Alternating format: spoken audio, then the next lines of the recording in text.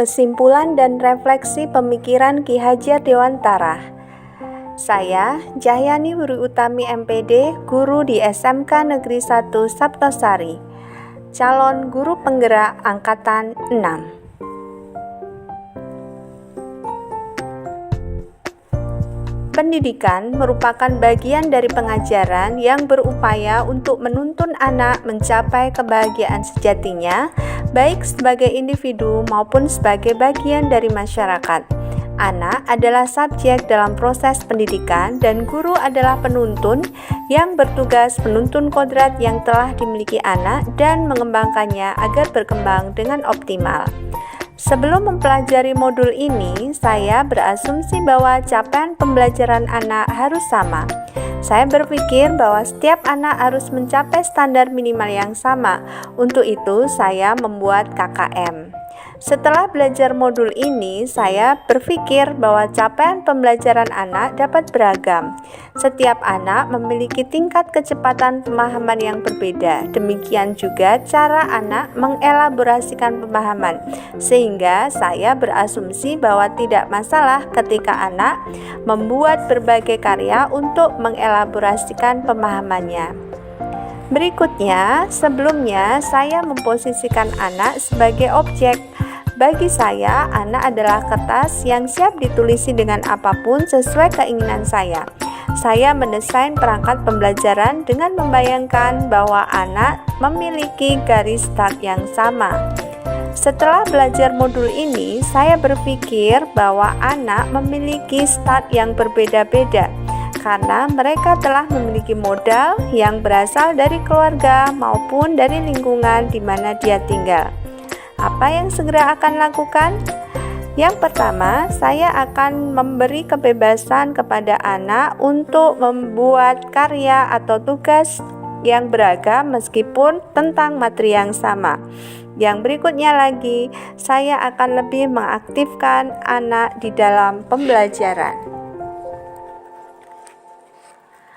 Kodrat alam, lingkungan, sosio-budaya di mana anak tumbuh, termasuk lingkungan keluarga, adalah menentukan anak. Orang tua adalah sekolah pertama, sehingga kita harus melibatkan dalam setiap proses belajar. Lingkungan sosiokultural memiliki pengaruh yang luar biasa dalam pembentukan kepribadian anak. Tuntutan zaman terkait dengan tuntutan era, tuntutan teknologi dan digitalisasi, serta segala yang mewarnainya. Guru harus membekali apa yang dibutuhkan, tetapi tetap harus berpijak pada kultur lokal yang tumbuh di lingkungan siswa. Sebelumnya, saya berpikir bahwa gaya belajar anak hampir sama, dan itu adalah hal yang mustahil bagi saya untuk memetakan gaya belajar anak satu persatu.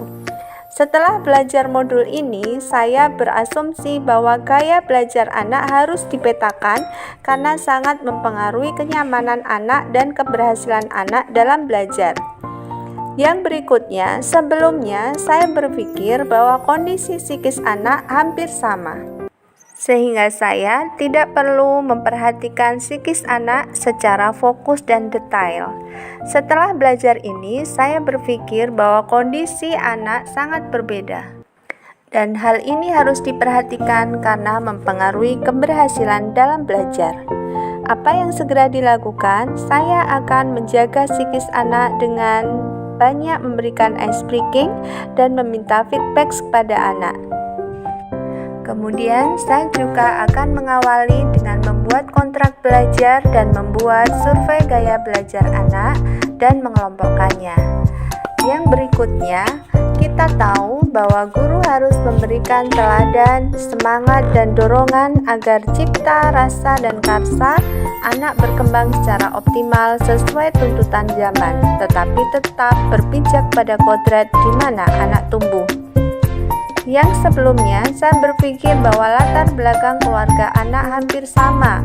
Setiap anak memiliki latar belakang yang tidak jauh berbeda, dan saya berpikir sangat tidak mungkin memperhatikan latar belakang anak satu persatu.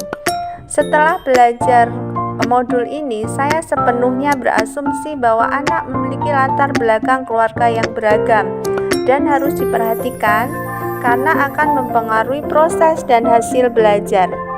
Yang berikutnya, saya berasumsi bahwa ruang belajar adalah kelas dan sumber belajar disiapkan guru. Tempat belajar anak seringkali hanya di dalam kelas, kemudian saya yang menyiapkan mana sumber yang bisa diakses. Setelah belajar modul ini, saya percaya bahwa ruang belajar terbaik adalah alam, dan anak harus didorong untuk bereksplorasi secara lebih luas. Mereka bisa memilih sumber dari manapun. Apa yang segera akan lakukan? Yang pertama, saya akan lebih sering melaksanakan personal approach dan koordinasi dengan PK dan wali kelas terkait keadaan dan latar belakang keluarga anak. Saya juga akan mengarahkan anak untuk belajar di alam agar lebih bebas bereksplorasi. Terima kasih, salam guru penggerak.